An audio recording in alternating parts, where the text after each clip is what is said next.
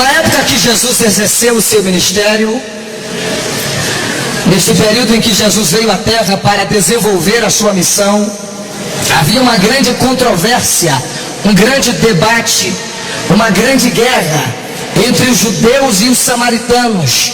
Guerra que começou por causa do culto a Deus e termina aqui por causa deste mesmo assunto, desta mesma polêmica, culto a Deus.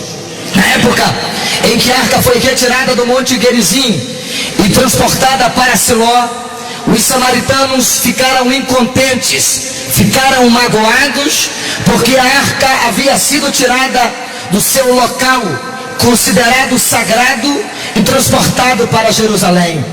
Na época de Sambalate, de José, Sambalate, para proteger o sacerdócio de Manassés, que era irmão do sumo sacerdote Jadua, que presidia o sacerdócio em Jerusalém, teve uma crise, um debate com seu irmão e resolveu mudar-se para Samaria.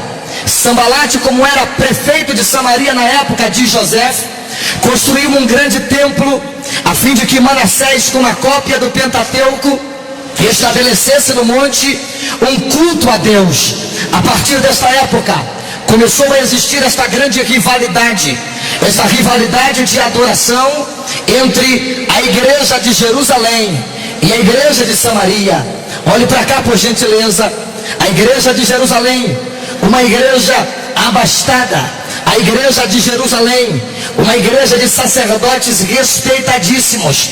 A igreja de Samaria, muito embora uma igreja recém-estabelecida, era uma igreja que havia conseguido convencer o público local de que o verdadeiro lugar em que Deus era adorado e a adoração funcionava, valia a pena, era em Samaria. A Bíblia Sagrada nos diz que quando Cristo encontra a samaritana, e se você não sabe, a samaritana era uma mulher que estava vivendo uma grande crise, porque o texto diz que ela teve 5 maridos.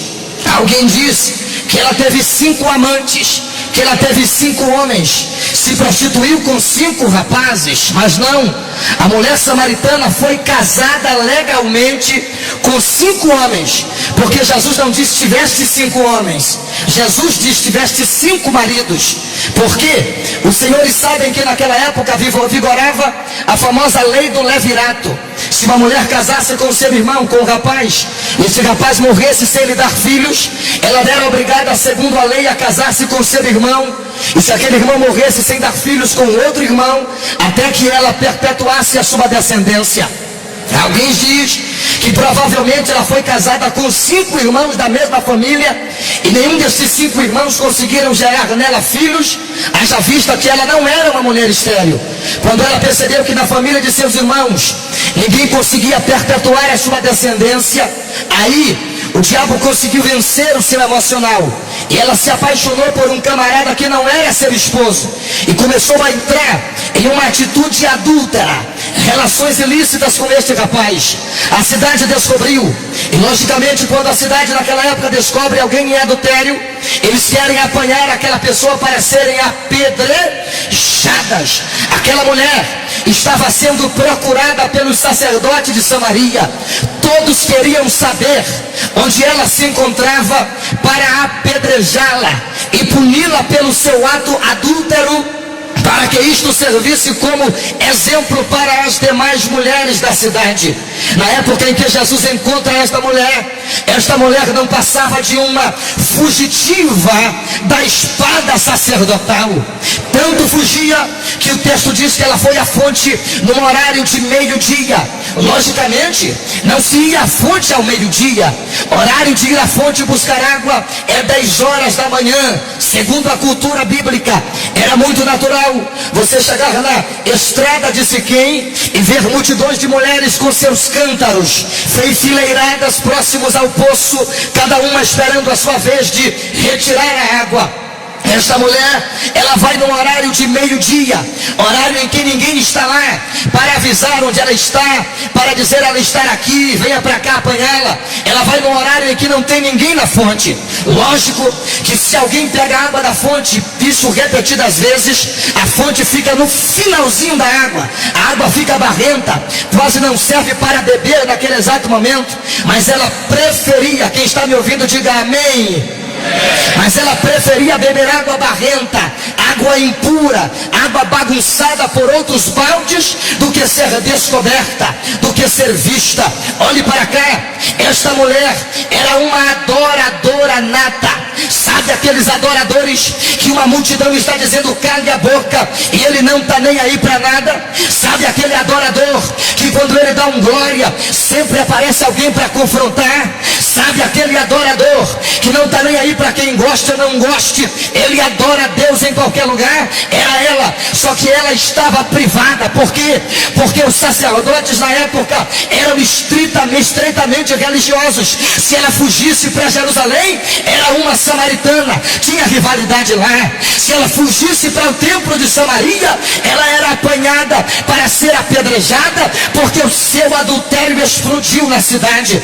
Quando ela encontra Jesus, a sua alma está com sede, e ela olha para Cristo e disse: eu quero saber qual o local exato em que eu devo adorar a Deus, porque nesses dois lugares eu já não posso mais. Dizem que é neste monte onde se deve adorar, mas se eu for adorar lá, eles me pegam e me matam, porque eu adulterei. Se eu for para Jerusalém, sou samaritana. Onde devo adorar a Deus?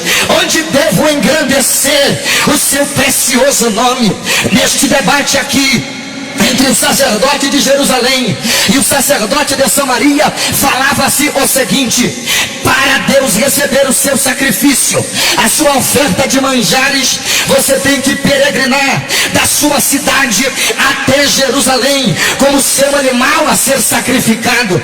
É por esta razão que você vai ver no livro dos Salmos os salmos de peregrinação, ou os salmos de romagem, de onde vem o termo romaria, peregrinação, andanças. Eram salmos que os judeus cantavam nas suas longas trajetórias às festas em Jerusalém, e cantavam estes salmos para descontrair da viagem. Olha aqui para mim, por gentileza.